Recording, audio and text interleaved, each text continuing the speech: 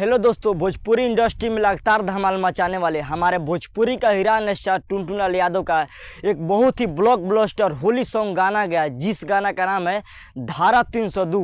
आप लोगों ने अभी तक गाना नहीं सुना तो लीजिए गाना